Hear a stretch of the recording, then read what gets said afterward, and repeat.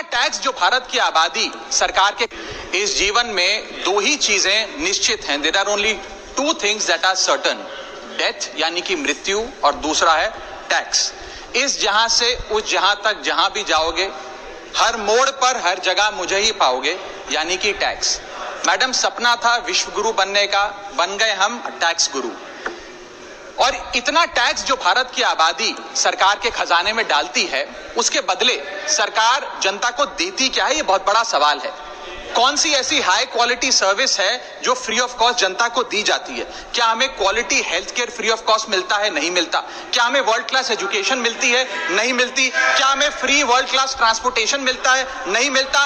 क्या high quality roads मिलती हैं? अगर अच्छी हैं तो टोल टैक्स भरना पड़ता है। क्या 24 घंटे सातों दिन बिजली आती है? नहीं आती। तो इतना सारा जो टैक्स सरकार इकट्ठा करती है, उसका करती क्या है? इसीलिए मैं कहना चाहता हूं दैट वी इन इंडिया पे taxes like in developed countries to get services like in sub-Saharan countries. Madam, from the moment a child is born to the very moment his family mourns his death, the government is there at every step, not to help you but to tax you.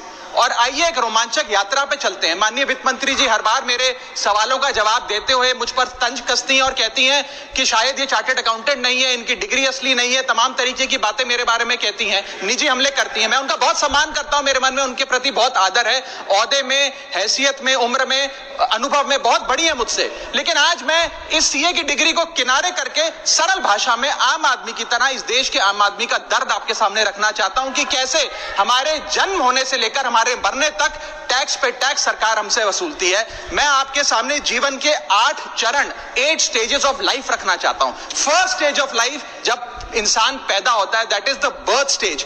बच्चे के पैदा होने से पहले, उसकी आंखें खुलने से पहले जो उसको वैक्सीन लगती है, उस पर 5% जीएसटी लगता है। जिस अस्पताल में बच्चा पैदा होता है, उस हॉस्पिटल के कमरे के चार्जेस पर अगर 5,000 रुपए से ज्यादा का कमरा हो तो 5% जीएसटी लगता है। बेबी केयर के आइटम्स पे 5% जीएसटी लगता है। और अगर उसके माता पिता बच्चे के पैदा होने पर मिठाई बांटे तो मिठाई पर 5% और चॉकलेट पर 18%, 28% जीएसटी लगता है। दूसरा चरण जीवन का इन्फेंसी और चाइल्डहुड यानी कि बचपन। बचपन में बेबी फूड जो खरीदा जाता है उस पर 12 से 18% जीएसटी, डायपर जो खरीदा जाता है उस पर 12% जीएसटी, बेबी स्ट्रोलर पे 5 से 12% जीएसटी, और जो खिलौने बच्चे को दिए जाते हैं उन खिलौनों पर भी 12% जीएसटी लिया जाता है। जब मुंडन होता है बच्चे का, पहला हेयर कट जिसे कहते हैं, उस हेयर कट की सर्विसेज पर भी 18% जीएसटी, और पहली बर्थडे पार्टी पर जो फोटोग्राफी होती है, फोटो खिंचवाई जाती है, उस फोटोग्राफी सर्विसेज पर भी 18% जीएसटी। यहां तक कि नामकरण की बर्थडे पार्टी जो की जाती है उस पर भी, केटरिंग सर्विसेज से लेकर खान पर 18% जीएसटी सरकार वसूलती है। अब बच्चा स्कूल जाना शुरू करता है तो स्कूल जाने पर यूनिफॉर्म से लेकर जूतों, स्कूल बैग, लंच बॉक्स सब पर जीएसटी लगता है। 12% जीएसटी नोटबुक पर लगता है, 18% जीएसटी स्टेशनरी आइटम पर लगता है। और उसके बाद अगर कोई एक्स्ट्रा करिकुलर एक्टिविटी बच्चे को करनी हो, कोई म्यूजिक क्लास करनी हो या फिर कोई स्पोर्ट्स कोचिंग की क्लास वो ले ले, उस पर भी 18% जीएसटी देना पड़ता है। प्राइवेट ट्यूशन ले तो उस पर भी जीएसटी, और पहली साइकिल जो बच्चा खरीदता है उस पर भी 12% जीएसटी देना पड़ता है। तीसरी अवस्था जीवन की, टीनेज ईयर्स, ये वो काल होता है जो सबसे मस्त मौला टाइम होता है जीवन का, बेहतरीन बेफिक्री का। इसमें बच्चा, यंग जवान लड़का लड़की अपना पहला स्मार्टफोन खरीदते हैं, उस स्मार्टफोन पर जीएसटी लगता है। अगर महंगा हो, विदेशी हो तो इंपोर्ट ड्यूटी भी लगती है।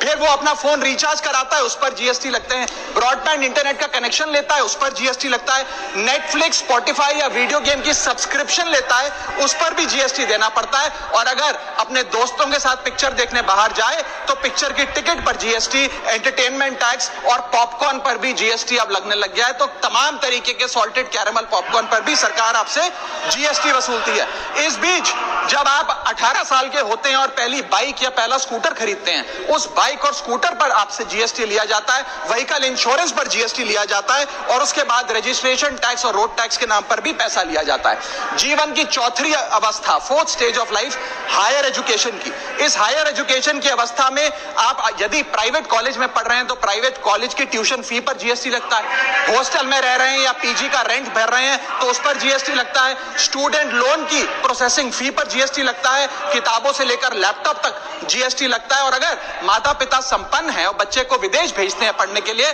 तो फॉरेन रेमिटेंस पर टैक्स कलेक्टेड एट सोर्स सरकार लागू करती है। अब आते हैं पांचवी अवस्था पे, जब वो अपना करियर शुरू करता है। ये वो एज है जिसे मैं golden age of direct taxes कहूंगा।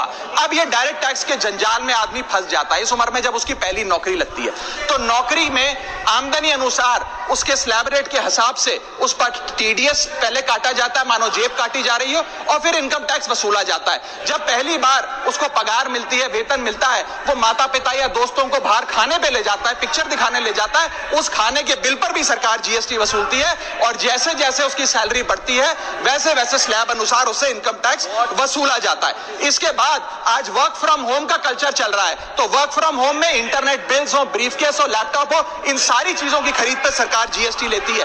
और अगर आप ये पैसा निवेश करें, इस निवेश करने पर आप कोई भी फाइनेंशियल इंस्ट्रूमेंट खरीदें तो सिक्योरिटी ट्रांजैक्शन टैक्स के नाम पर, मैडम मेरा समय जा रहा है, कोई फाइनेंशियल इंस्ट्रूमेंट खरीदे तो फाइनेंशियल इंस्ट्रूमेंट की खरीद पर सिक्योरिटी ट्रांजैक्शन टैक्स, उसकी ब्रोकरेज पर जीएसटी और फाइनेंशियल एडवाइजरी पर जीएसटी। और जब आप ये फाइनेंशियल इंस्ट्रूमेंट बेचते हैं तो उसके मुनाफे पर सरकार आपसे कैपिटल गेन टैक्स वसूलती है। यहां तक कि हेल्थ इंश्योरेंस और लाइफ इंश्योरेंस प्रीमियम्स पर भी सरकार आपसे जीएसटी लेती है।